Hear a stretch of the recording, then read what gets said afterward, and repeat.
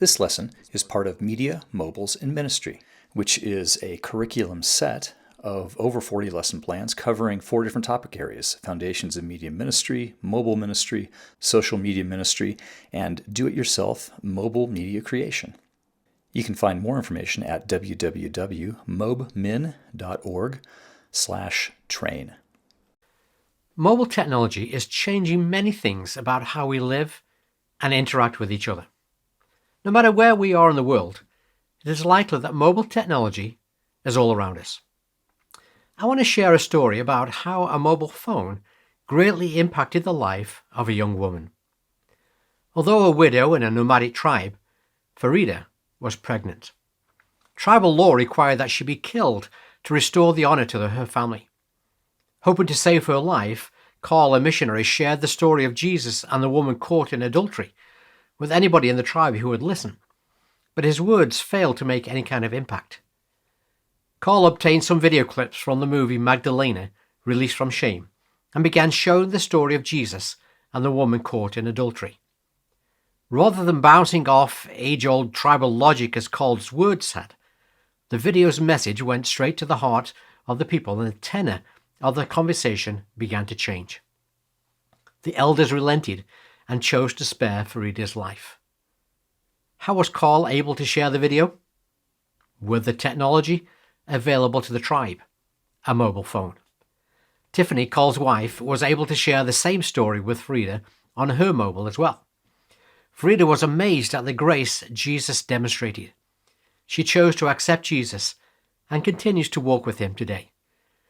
We can certainly say that Farida's life was impacted greatly by a mobile phone.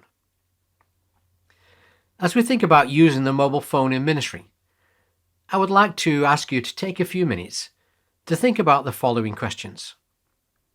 How has your life been impacted by having a mobile phone? How have mobile phones and the media that flows through them impacted your community, your people, your country? If you're watching this video with a group of people, I'd like to ask you to discuss the questions amongst your group. Or if you're watching alone, maybe you could take a few minutes and jot down your thoughts about those 2 questions. A colleague of ours at the Mobile Ministry Forum once said that mobile technology is the single most significant missiological development of the past 200 years. That is quite a statement, and one with which I fully agree. So let's look at 10 reasons why mobile matters. More people in the world today have a mobile phone than actually have a toothbrush. There are far more mobile phone accounts in use around the world than there are actually people on the planet. Today there are over 8 billion phones amongst the world's population of 7.8 billion people. Of course, some people have more than one phone. As of January 2021, approximately 85% of the people in the world either own a phone or have access to one through a close friend or family member. No other technology form in history has come close to the reach of mobile. Why has mobile become so widely adopted? One big reason is due to its versatility. Basic phones provide people with voice and text functions. For many, this was incredibly powerful, a device that changed their lives. And then feature phones and now smartphones have made mobiles even more functional. They are the biggest point of convergence in technology today.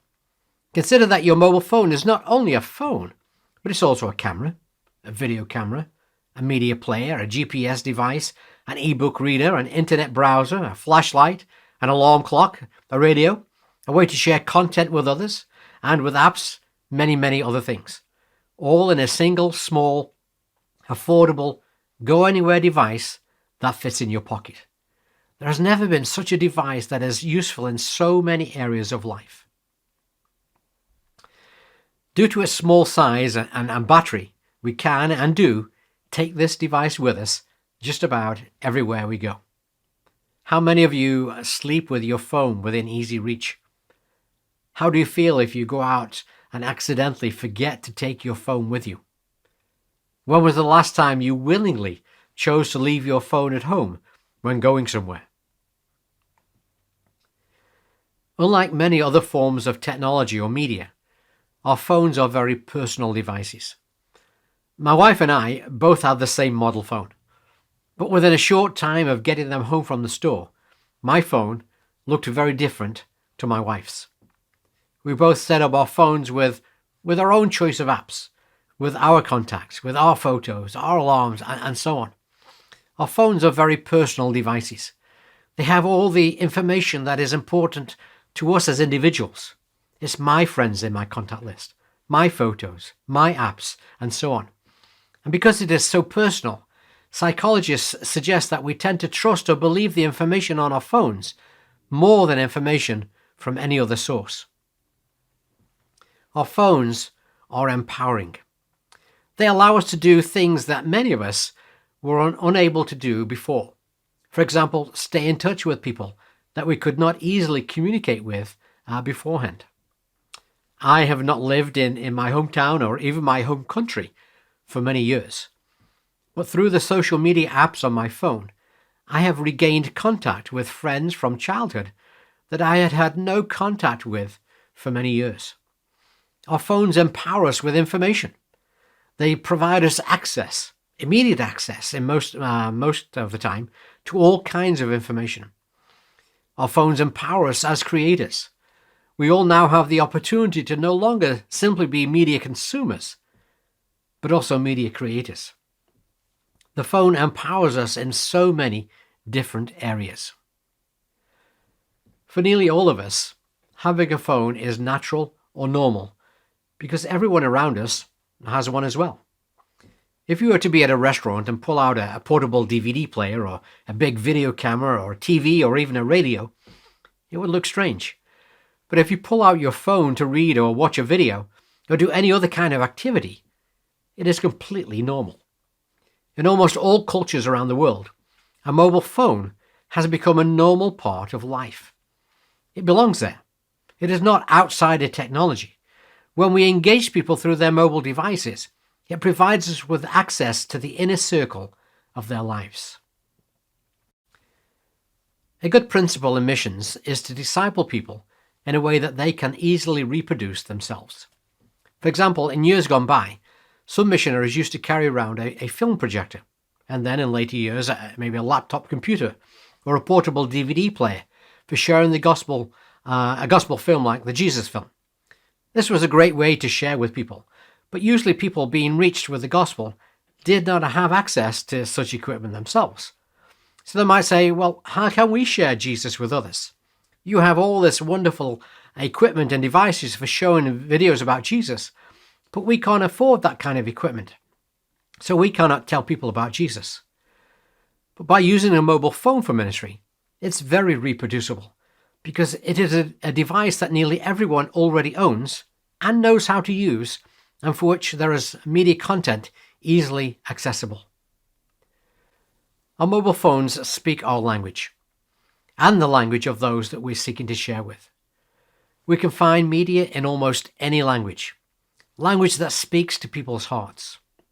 For people working cross-culturally, this is powerful. We might not speak the language very well of those we want to share the gospel with, but media is probably already fluent in that language. And this is especially important to those whose heart language is not a major world language. People are drawn to content that is in their heart language or dialect.